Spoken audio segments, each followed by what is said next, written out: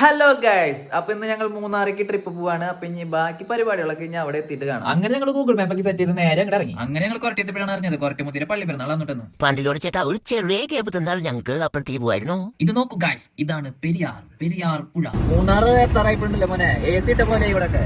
പിന്നെ ഞങ്ങള് full glass തുറന്നിട്ട് ടൈ ഓടിക്കല്. മൂടാമഞ്ഞിൽ ഓഹോ, താഴ്വരയിൽ ഓഹോ, കാറ്റടിച്ചു നിൽക്കുമ്പോൾ ലല്ലലാ ലല്ലലാ.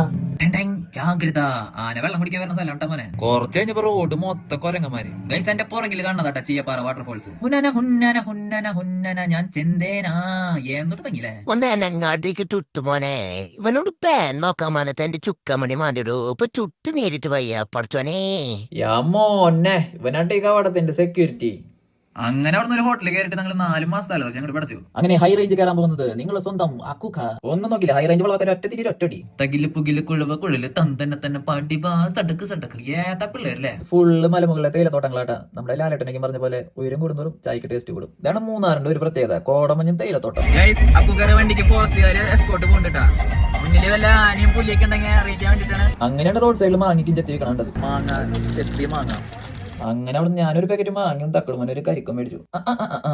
എങ്ങട്ട കുട്ടാരെ പോണ്. അങ്ങനെ അവിടുന്ന് അമ്മോ ജെറ്റ് അത്.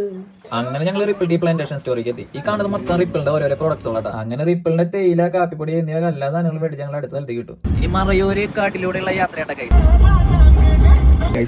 ചെക്ക് പോസ്റ്റ് വന്നിട്ടുണ്ട്. ഫോറസ്റ്റുകാർ ഫുള്ള് ചെക്കിംഗ് ആട്ടാ. നമ്മുടെ ചേട്ടൻകടി അവിടെ പോയിട്ട് ഡീൽ ചെയ്യുന്നുണ്ട്. ഇവിടെ പേരും ഡീറ്റെയിൽസും കാര്യങ്ങളൊക്കെ കൊടുക്കണം. കാട്ടിക്കൂടെയുള്ള വനവാസം കഴിഞ്ഞ് ഞങ്ങൾ തമിഴ്നാട് എത്തി ഗൈസ്. ഒന്നും നോക്കില്ലേ, നമ്മുടെ തൃശ്ശൂർ നമ്മുടെ വീട്ടിലേക്ക് വെച്ച് പിടിക്കാട്ടാ. അങ്ങനെ ഞങ്ങളുടെ ഒറ്റ മൈൻഡ് മൂന്നാർ ട്രിപ്പ് ഇവിടെ എത്തിയിരിക്കുകയാണ് ഗൈസ്. ഹായ് ഗൈസ്, അപ്പൊ നമ്മളെ മൂന്നാർ ട്രിപ്പ് ഒക്കെ കഴിഞ്ഞ് വീട്ടിലെത്തി. അപ്പൊ ബൈ ഗൈസ്, ബാക്കി നാളെ.